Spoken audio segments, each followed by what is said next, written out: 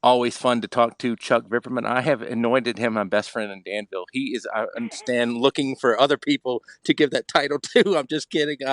Let's start with some non-GW stuff, and then we're going to get to GW Danville. Virginia Tech made news today. Well, really, they might have made it last night, really, because They made some news last night. Yes, they did. they they didn't really, from what I saw, because I didn't watch the game either. It wasn't really a competitive outing, and I think that was maybe the final nail in the coffin for Brent Pry. Now you've got an interim, then probably at the end of the year you're going to get a long term. What's the future look like in Blacksburg in your eyes?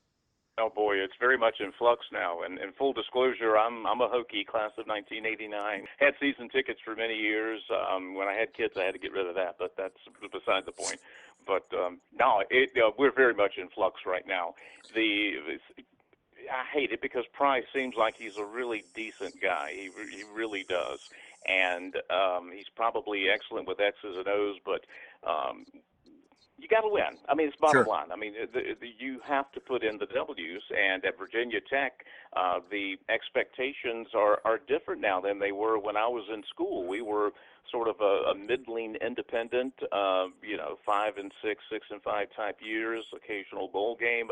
But after the run that Coach Beamer put them on there for almost 20 years, the expectations have changed. It's really become part of the culture of Southwest Virginia, and from a monetary standpoint, a big economic development driver for the New River Valley. So it's more than just about having pride in the football program. There's dollars and cents involved here too. And yeah, I mean, we can say that that's the case in every college football program. Yeah, it all comes down to the W's and fan excitement. And Pride was not able to generate that. The abysmal record in one-score games, not beating a Power Four opponent outside of the ACC. And really, just the bottom. It was odd because first game against South Carolina, I thought they were pretty competitive against a team that probably had a personnel advantage at most positions. Lost it in the fourth quarter. Okay. Vanderbilt comes to town, played a solid first half, went into the break 20-10, and then it just bottomed out. The second half of football that they played against Vanderbilt last week was probably the worst half of Hokie football I've ever seen, and I've been watching them for many, many years now. And then to follow that up, Coach Pry and everyone else had to know he was on the hot seat. To follow it up by laying the egg they did last night against ODU, no, that just doesn't meet expectations. So I'm a bit surprised they pulled the plug quickly, but I tell you what, Bob, there was a picture, a still cap of the broadcast of last night's game with 2:58 left in the third quarter, and Lane Stadium was about 90% empty with the teams on the field there, and that image right there was wow, how illustrative. And yeah, they had to pull the plug this quickly. Now I cannot remember too many coaches get fired this early in the year, so it creates a weird limbo situation. For the next 9 weeks, you've got an interim. It's the same roster, of course, same assistant coaches. I mean, there might be some shuffling to make up for the one vacancy, but yeah, for the short term, for the rest of the season, you're kind of in limbo because you got an interim coach. Then the hard part comes, naming a new coach that is ostensibly going to be the future of your program. And they don't grow on trees. I mean, on paper, the Justin Fuente hire looked good. He was a hot G6 coach with a winning record. On paper, the only knock against Pry was that he had not had head coaching experience, but he had exemplary experience as a position coach and a coordinator. And every head coach has been a coordinator at some point. So I think. I think the expectation is they're not going to hire someone who has not been a head coach and probably not a head coach at the P4 level. Now that Right. really narrows the possibilities down. But I tell you what, Bob, it's going to come in. It's going to come down to how much the university is willing to invest. I mean, it's all about money, and if they want to fund what is now a middling ACC athletic program, they're going to get middling results. If they want to try to compete in the upper echelon, they're going to have to spend Clemson money. Clemson's got Yep. 22 recruiting members, where Virginia Tech has 5. Yeah, they're going to have to pony up. Simple as that. Well, let's break it down a little bit. The 90% of Lane Stadium being empty, that is a big red flag. That worries the Oh heck yeah, out of me. And I'm not a tech guy like you are, so I'll go full right. disclosure as well. But I mean, you can't do that because at any athletic program, whether it be D1, D2, D3, football is the money bringer inner. It doesn't matter how good or how bad the football team. The games It are pays just the as much bills. an Yeah. event. Yeah, absolutely, absolutely.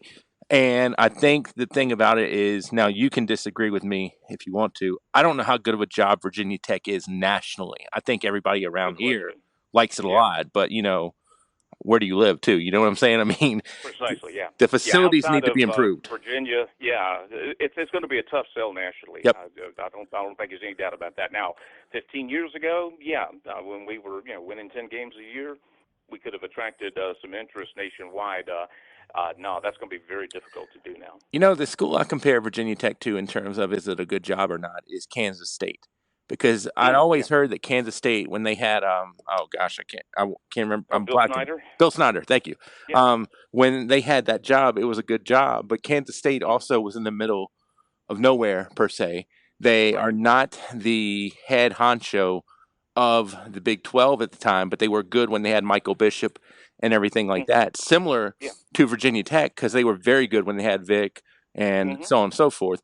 But I Yeah. mean, we got to be realistic. Back in that time frame, you weren't going to get a Bob Stoops, you weren't going to get a Yeah. Nick Saban Yeah. person like that. So I think the main thing is, and the age is so different now too, because what's more important, recruiting out the 5 stars or recruiting the portal? Boy, that's a great question. I I tend to believe the portal because, quite frankly, the number of people who are players who are recruited out of high school, regardless of their stars, um, how many of them are staying 5 years at the university that recruited them? If they're really good, they're going to go to another school a little higher up at the first opportunity.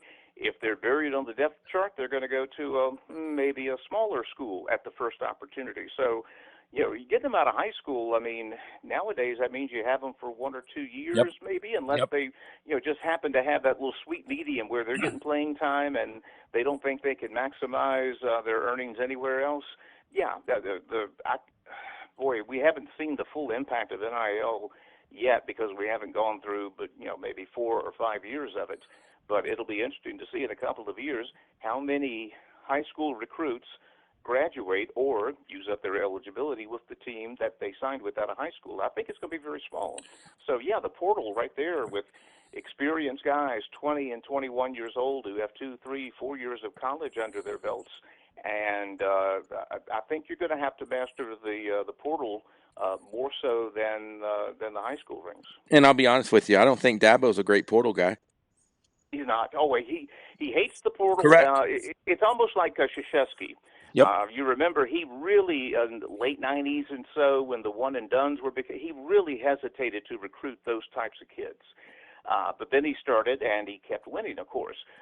Yeah, he had to change with the times, and Dabo is I think slowly and stubbornly trying to change with the times too. I mean, I know he doesn't like the portal. I don't like it necessarily, but ain't nothing you can do about it. It is reality, and if you master it, I mean, you've got good, experienced college athletes coming in ready to play for your school. That's where I would focus a little more efforts. I'm not a big guy on social media, but I got to use it. You got to adjust. Exactly, yeah. Yeah, So you got to keep up with times. If I had my druthers, I'd never be on social media, but it puts food in my belly, so here I am.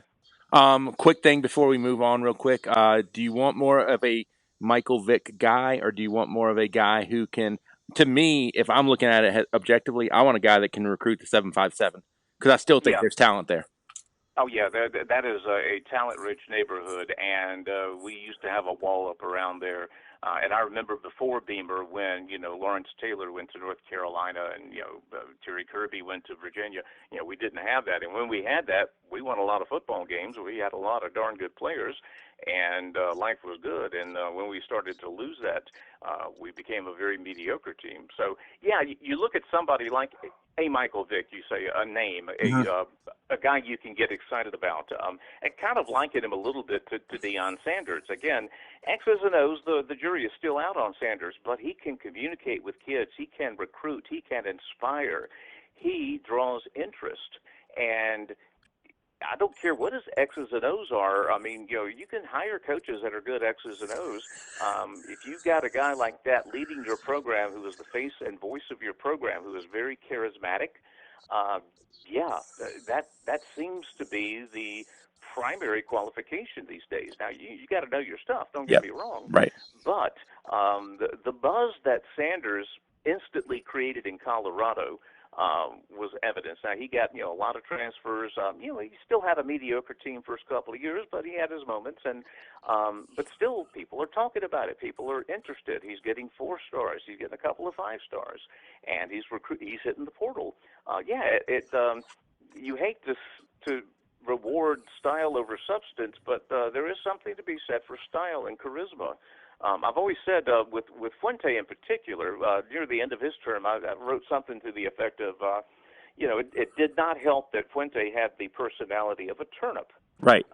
He does. I mean, that's just the way he is. Now, that doesn't mean you can't be a great coach. Tom Landry, Bud Grant, they won a lot of football games, and they were not going to wow people with speeches. But like I said, if you're going to have that personality of a turnip, you damn sure better win a lot of ball games, and Fuente did not. Yeah, well, and I think you hit the nail on the head. You got to put the wall up around that 757. I mean, if you're going to Oh, lose a recruit to yeah. Virginia, I mean, you can't deal with that. I can, because I'm not the tech guy. But Exactly. if you're competing with one school, that's different than competing with 10 to 12. I mean, I get there's going to be Yeah. the occasional unicorn that's going to go to Penn State or whatever else. I get that. But the other thing too that you hit on is, I hit on it more, is Michael Vick. People know him nowadays. The kids know him, and you got to have Sure. the Jimmies and Joes. I don't think it's Mm-hmm. as much being the X's and O's guy as the Jimmies and Joes, and people are going to know You got to Michael have the Vick. right ingredients. Yep. Yep. Yeah. When you're cooking with bad ingredients, your product's only going to be so good.